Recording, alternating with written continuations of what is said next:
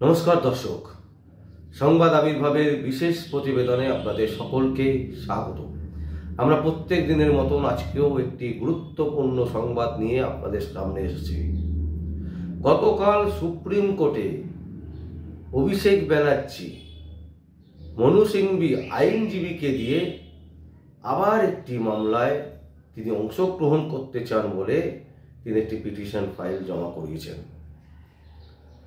দর্শক, একটা জিনিস দেখবেন, অভিষেক ব্যানার্জি মানে আমাদের পিসির ভাইপো, তিনি কিন্তু রীতিমতো আইনি যে ব্যবস্থা সেই ব্যবস্থাটাকে ঘেঁটে দেওয়ার চেষ্টা করছেন। এত রকমের দুর্নীতি, শিক্ষাক্ষেত্রে দুর্নীতি, আবাস যোজনায় দুর্নীতি, চাল ক্ষেত্রে দুর্নীতি, রেশন দুর্নীতি, খাদ্যে দুর্নীতি, সড়ক যোজনায় দুর্নীতি, গরু পাচারে দুর্নীতি, এই যে এত দুর্নীতি হয়েছে পশ্চিমবঙ্গে, এই প্রতিটা দুর্নীতির ক্ষেত্রে অভিষেক ব্যানার্জি যেটা চেষ্টা করছেন সেটা হচ্ছে পুরো বিষয়টাকে সাংবিধানিকভাবে ঘেঁটে দাও। মানুষ কনফিউজ হয়ে যাবে, বিচারপতি কনফিউজ হয়ে যাবে, সাংসদের যারা বসেন তারা কনফিউজ হয়ে যাবে। আর প্রধানমন্ত্রী দয়া দক্ষিণা যদি একটু পাওয়া যায় তাহলে তো এই জীবনটা চলে যাবে। তাতে কি হয়েছে, সাধারণ মানুষের টাকা লুট করেছি, তাতে কিচ্ছু যায় আসে না। সুপ্রিম কোর্টটাকে একটা প্রহসন বানিয়ে তুলেছে মাননীয় অভিষেক ব্যানার্জি। দর্শক, কেন বলছি এই কথাটা, তার কারণ হচ্ছে কয়েকদিন আগে সুপ্রিম কোর্ট থেকে রীতিমতো ঝামা বসে দিয়েছিল আইনজীবী মনু সিংভিকে এবং তার সাথে অভিষেক ব্যানার্জিকে। জয় হয়েছিল কার?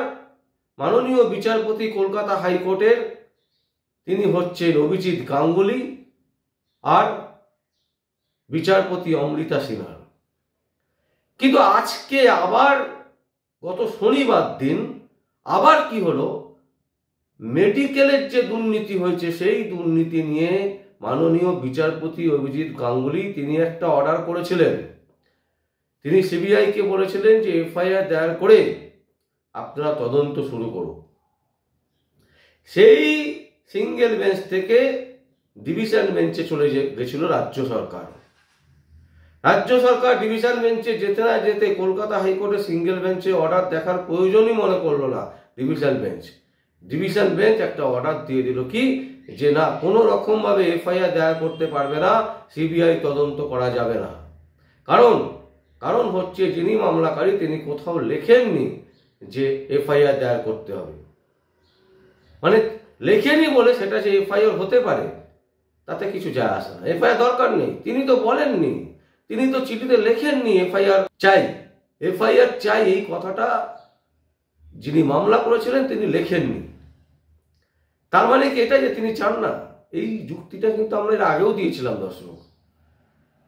আসলে পুরো কোর্টের যে সিস্টেম, আইনি যে ব্যবস্থা, সেই ব্যবস্থাকে ভেঙে দেওয়ার একটা বড় ষড়যন্ত্র চলছে এবং যার মূল নায়ক বলতে পারেন অভিষেক ব্যানার্জি। এবং এটা কিন্তু শুধু অভিষেক ব্যানার্জি করছে না, আরো অনেক বড় মাথা আছে এর পেছনে, তবেই অভিষেক ব্যানার্জির পক্ষে সম্ভব। অভিষেক ব্যানার্জি মনু সিংভিকে দিয়ে যে মামলাটায় পার্টি হতে চাইছেন, তিনি যুক্ত হতে চাইছেন, তার কারণ কি? তিনি বলছেন যে মেডিকেলের যে দুর্নীতির বিষয় নিয়ে প্রধান বিচারপতির ডিভিশন বেঞ্চে যে মামলা আছে সেই মামলাতে তিনি অংশগ্রহণ করতে চান। কারণ তিনি অভিযোগ করতে চান মাননীয় বিচারপতি অভিজিৎ গাঙ্গুলি এবং মাননীয় বিচারপতি অমৃতা সিনহার বিরুদ্ধে। কারণ হিসাবে দেখানো হচ্ছে কি, অভিষেক ব্যানার্জি বলছেন তার লয়ার মারফত মনু সিংভি আইনজীবী তিনি বলছেন কোর্টে, প্রধান ডিভিশন বেঞ্চের কোর্টে তিনি বলছেন কি, বলছেন যে অভিষেক ব্যানার্জির বিরুদ্ধে অভিজিৎ গাঙ্গুলি বিচারপতি তিনি বারবার করে আক্রমণ করছেন। তিনি ইতিমধ্যে 5-6 বার রীতিমতো তার বিরুদ্ধে সংবাদ মাধ্যমে ইন্টারভিউ দিয়েছেন। তিনি বায়াস, তিনি একটা রাজনৈতিক দলের হয়ে কাজ করছেন। আর মাননীয় বিচারপতি অমৃতা সিনহা তিনিও কিন্তু তার এজলাসে যে আমার মামলা দুটো রয়েছে এ দুটোকে খারিজ করুন, সম্পত্তি সংক্রান্ত যে মামলা মাননীয় বিচারপতি অমৃতা সিনহার রুমে আছে সেটাকে খারিজ করে দিন। কারণ তিনিও কিন্তু কোর্টে নানান রকমের কথা বলছেন আমাকে নিয়ে। প্রশ্ন হচ্ছে, মাননীয় মমতা ব্যানার্জির ভাইপো অভিষেক ব্যানার্জি, মানে অভিষেক ব্যানার্জি এই নামটা হলেই সুপ্রিম কোর্টে যখন তখন যে কোনো সময় পার্টি হওয়া যায়, মামলা করা যায়, পিটিশন ফাইল জমা দেওয়া যায়। এই রকম তো সাধারণ মানুষ দিতে পারে না। কোটি কোটি টাকা যিনি দুর্নীতির সাথে যুক্ত, যার নাম জড়িয়ে আছে, তার বিরুদ্ধে কোনো তদন্তই হচ্ছে না। না ইডি তদন্ত করছে, না সিবিআই তদন্ত করছে। মমতা ব্যানার্জির ভাইপো বলে তাকে কিসের জন্য ছাড় দেওয়া হচ্ছে? ছাড় দেওয়া হচ্ছে তার কারণ হচ্ছে, যেটা আমাদের মনে হচ্ছে দর্শক, সুপ্রিম কোর্টের যে সংসদীয় গণতন্ত্রের যে ব্যবস্থা ভারতবর্ষে, সেই ব্যবস্থাকে উল্টো পাল্টা করে দেওয়ার একটা বড় পরিকল্পনা চলছে। আইনি ব্যবস্থাকে ধ্বংস করার একটা কিন্তু বড় চক্রান্ত চলছে ভারতবর্ষের বুকে। শুধু অভিষেক ব্যানার্জি এর মাথা নন, এই অভিষেক ব্যানার্জির সাথেও কিন্তু ভারতবর্ষের প্রধানমন্ত্রীও যদি বলা যায়, প্রধানমন্ত্রী নরেন্দ্র মোদীরও কিন্তু হাত আছে। আপনারা দেখবেন দর্শক যে ইতিমধ্যে একটি মামলা সুপ্রিম কোর্টে উঠেছে, যে মামলাটি হচ্ছে ভারতবর্ষ যে সমাজতন্ত্র গণতন্ত্র, এই দুটো শব্দকে বাদ দেওয়ার নিয়ে একটি মামলা ফাইল হয়েছে সুপ্রিম কোর্টে। মানে গণতন্ত্র ও সমাজতন্ত্র এই দুটো জিনিস রাখা চলবে না সংবিধানে। এই নিয়ে কিন্তু একটি সুপ্রিম কোর্টে একটি জনস্বার্থ মামলা দাখিল হয়েছে ইতিমধ্যে, এবং সেই মামলার কিন্তু শুনানি চলছে। তার মানেটা কি? প্রবণতা কি? প্রবণতা হচ্ছে জনগণ কোনো কথা বলতে পারবে না, জনগণকে কোনো কথা বলতে দেওয়া যাবে না। সেই জন্য গণতন্ত্র এটাকে আস্তে আস্তে করে সরিয়ে দাও।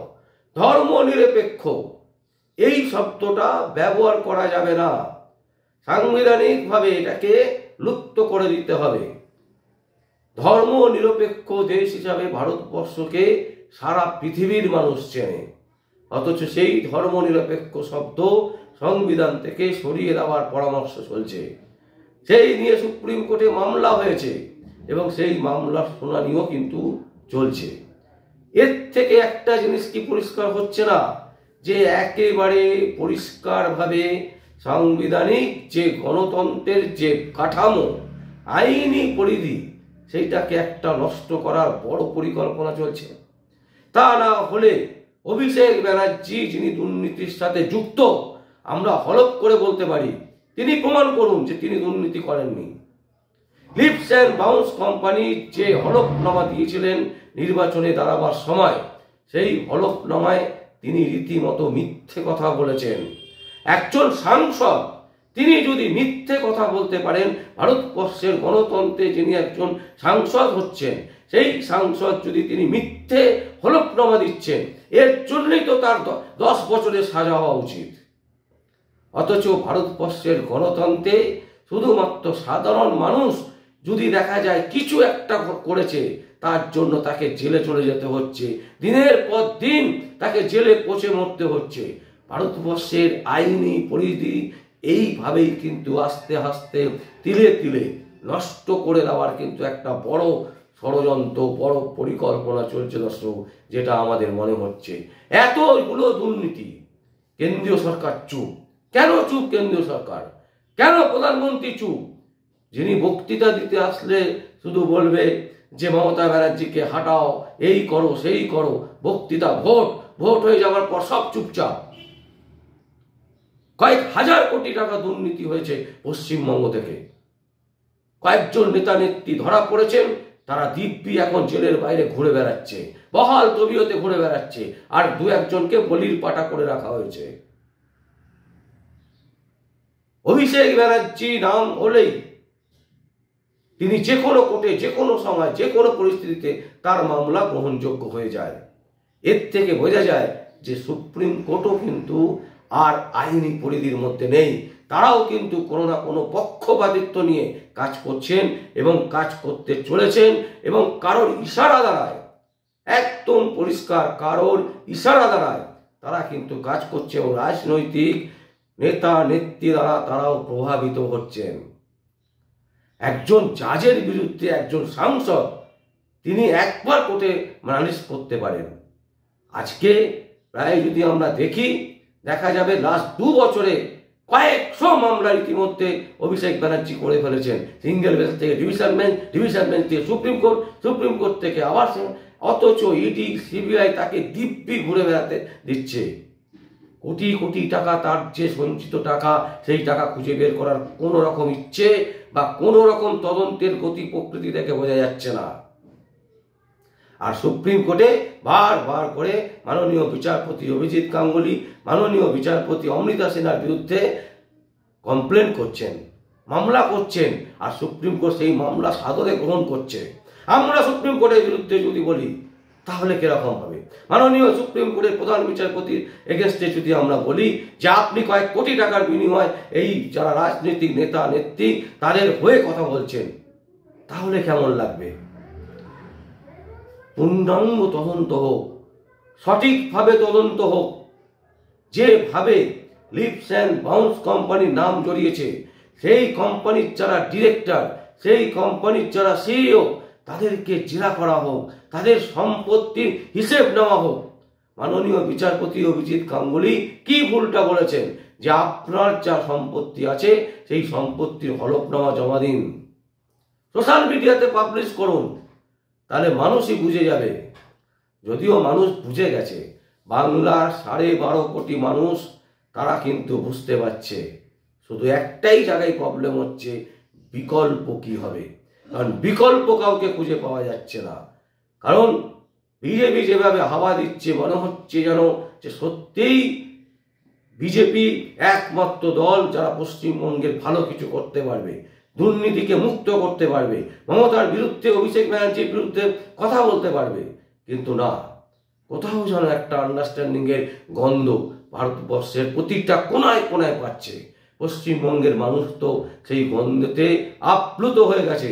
গন্ধ শুকতে শুকতে মানুষের, পশ্চিমবঙ্গের মানুষের গন্ধ শুকতে শুকতে তারা নিরাশ হয়ে গেছেন যে আদৌ কি বিজেপি এলে এরা কোনো রকম ধরা পড়বে, কোনো রকম জেলের ঘানি কাটবে, জেলে যাবে। দুর্নীতি করে দিনের পর দিন এরা রাস্তায় ঘুরে বেড়াচ্ছে, বহাল তবিয়তে এক কোর্ট থেকে আরেক কোর্টে মামলা করে যাচ্ছে, অথচ কোনো পানিশমেন্ট নেই, কোনো রকমের কোনো গল্প নেই।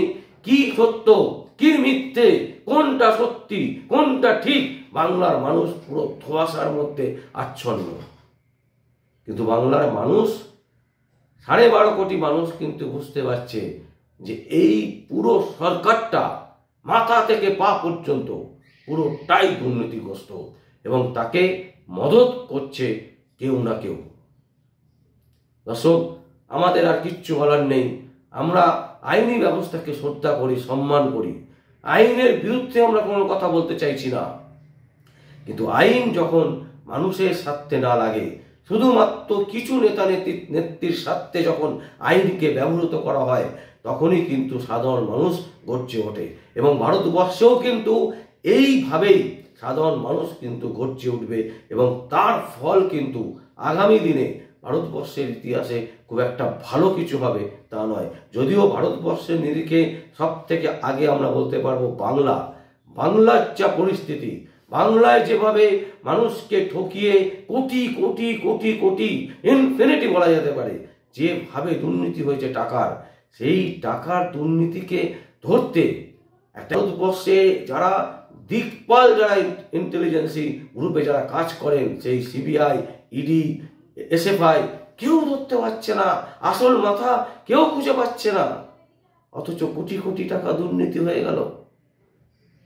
আমরা শুধু দর্শক এটুকুই বলতে চাই, এবং কোর্টকে সম্মান করেই আমরা বলছি, কোর্টের বিরুদ্ধে নই, কিন্তু কোর্টের আইনের ব্যবস্থার বিরুদ্ধে আমরা নই, কিন্তু আইনকে যারা কাজে লাগিয়ে দিনের পর দিন মানুষকে ছোট করছে, মানুষের অধিকারকে খর্ব করছে, মানুষের থেকে লুট করছে, তাদের বিরুদ্ধে অবশ্যই সংবাদ বিভাগের পক্ষ থেকে আমরা বারবার আওয়াজ তুলব। সেটা সুপ্রিম কোর্ট হোক, কলকাতা হাইকোর্ট হোক, লোয়ার কোর্ট হোক, প্রতিটা কোর্ট, প্রতিটা আইনি ব্যবস্থার বিরুদ্ধে যারা আইনকে বুড়ো আঙ্গুল দেখিয়ে আইনের লুপহোলসকে কাজে লাগিয়ে দিনের পর দিন বাংলার মানুষকে ঠকিয়ে যাবে, তাদের বিরুদ্ধে আমরা কখনোই চুপ হব না, সে যত বড়ই আঘাত আমাদের কাছে আসুক না কেন। দর্শক, আমরা আমাদের বক্তব্য আপনাদের সামনে তুলে ধরলাম এবং পরিস্থিতি সম্পর্কে আপনাদের সাথে শেয়ার করলাম যে অ্যাকচুয়ালি ভারতবর্ষের নিরিখে বাংলার পরিস্থিতিটা কোন জায়গাতে। বিচার করার দায়িত্ব আপনাদের। আপনারা আপনাদের সুচিন্তিত মতামত অবশ্যই আমাদের কমেন্টস বক্সে কমেন্ট করবেন। আর দেখতে থাকুন পরবর্তী সংবাদ আবির্ভাবে। আমার নাম বিশ্বজিৎ পাল, সংবাদ আবির্ভাবের জন্য।